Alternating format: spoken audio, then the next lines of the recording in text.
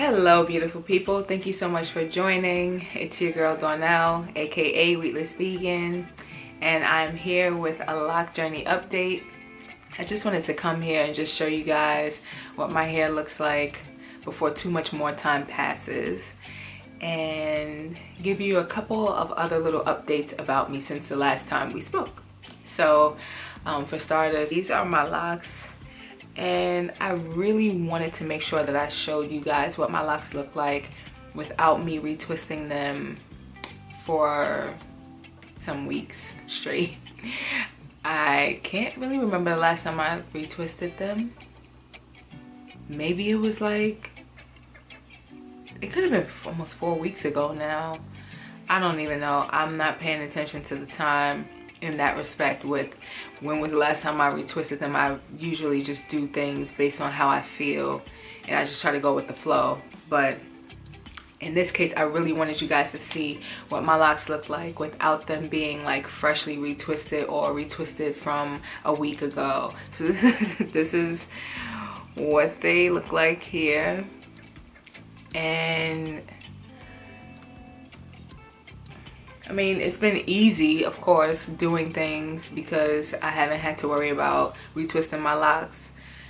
But I have been feeling a little, I don't know, I guess insecure about how they may look to others to a certain extent. So lately, whenever I have been leaving the house, I would just like take a turban or scarf and just like put that on really quickly, or put on a hat. And the fact that it's been pretty chilly here in New York still helps, but as the temperatures climb, I'm really going to have to be more comfortable and just worry about doing me and not worry about what others think, because it doesn't matter what they think. I'm gonna come a little closer. So these are my roots. They look nice and thick and full. You pretty much can't see my parts, which is weird because it's like I kind of like that, but at the same time I like them being separated. So I don't know, I'm having a hard time fully committing to being a semi freeform loc person versus just retwisting every now and then. So I'll stop talking so you guys can just see those changes.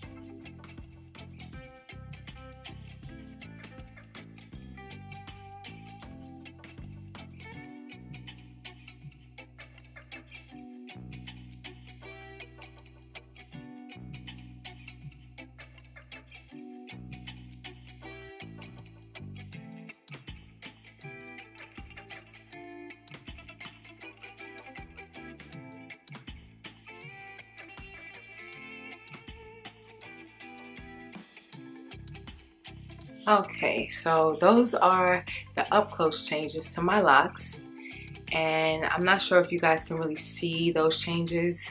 I can see them a little bit when it comes to certain locs, more so towards the ends, and of course my roots, because they are not retwisted, so they're thick, they're full, they're meshing to each other, which is something that I really didn't want to happen.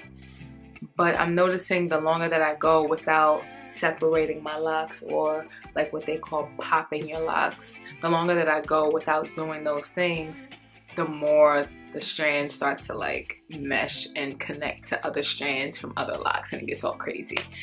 So I'll definitely have to make sure I separate them tonight. because so far I've washed my hair I think 2 or 3 times without retwisting, and that's what makes them like mesh into each other even more, at least in my experience. There's a couple things that I need to just mention to you guys. So for starters, the last time we spoke, I told you that my regimen did not change and that I was just using the ketoconazole shampoo once every 2 weeks. That has changed ever since I dropped that video. Why? Because I don't know, I guess I'm having a flare up and my scalp has been like super itchy, flaky. It was sore, I guess because in my sleep I was scratching it. So I had to actually use that ketoconazole shampoo once a week. So I'm back to that now. Not too happy about it because I really don't want to have to use a medicated shampoo at all, let alone that often. But in my case, I really don't have a choice because I don't want to walk around with an itchy, inflamed scalp.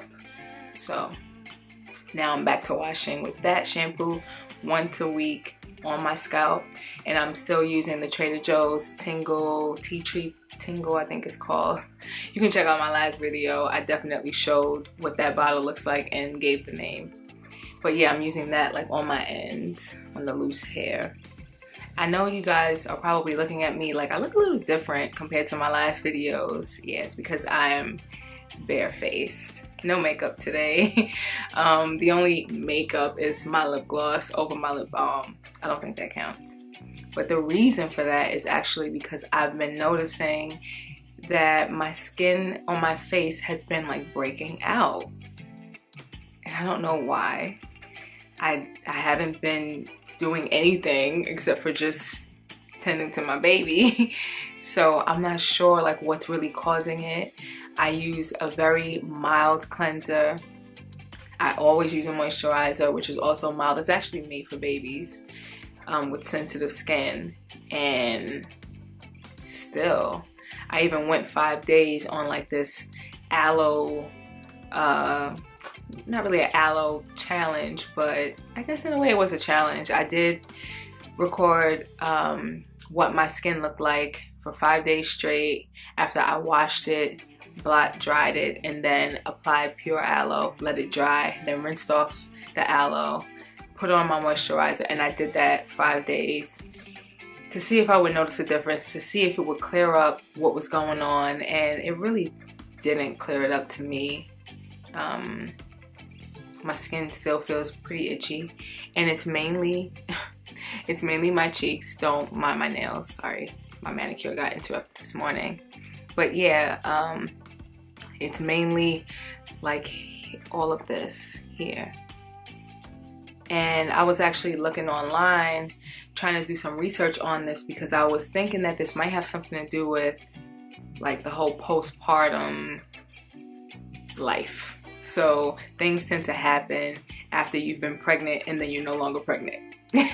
And so far I haven't noticed a difference in my hair. As far as like postpartum shedding, I haven't noticed any difference with that at all, and I hope I don't.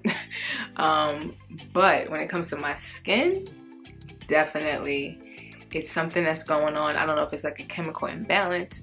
I'm not sure if my body is just trying to like get back to where it was. At one point I was thinking maybe I was actually exposing myself to one of my food allergens, but I'll just continue to monitor my skin and see if it changes, if it gets better, if it gets worse. And if it doesn't get better, I guess within the next, I'll give it like 2 more weeks. If it doesn't get better, then I'll just have to go to my dermatologist, I guess, to see what he thinks is going on. I don't know. And then of course, I'll let you guys know what's happening too. Since my skin has been acting pretty weird lately, I made it a point not to wear any makeup. And I did this because I really wanted to see if it was the makeup that I put on the last time that I filmed a video for you guys. I wanted to see if that makeup actually affected my skin or if my skin is just doing its own thing. And I'm not really sure if one had anything to do with the other, but it could have been a combination of both. Me putting on the makeup irritated my skin initially, and then now I just can't seem to calm it all the way down. So that's where I'm at. So for now, I'm just staying makeup free, and it actually makes life easier dealing with my son. He's always on me and his face is constantly touching my face, so I definitely don't want to transfer any makeup onto his skin. Like, it's the last thing I would want to do. So I'll just be sporting my natural beauty and hopefully not looking too crazy. But yeah, that's the update on that. I do want to thank you guys so much for watching, for subscribing, for commenting. I actually really like speaking with you guys through the comment section. It makes this all feel that much more real and genuine, and I do appreciate you. So if you guys have any questions, any comments, you can feel free to insert them in the comment section below. And I thank you all for watching, and don't forget to subscribe. Thank you. Bye.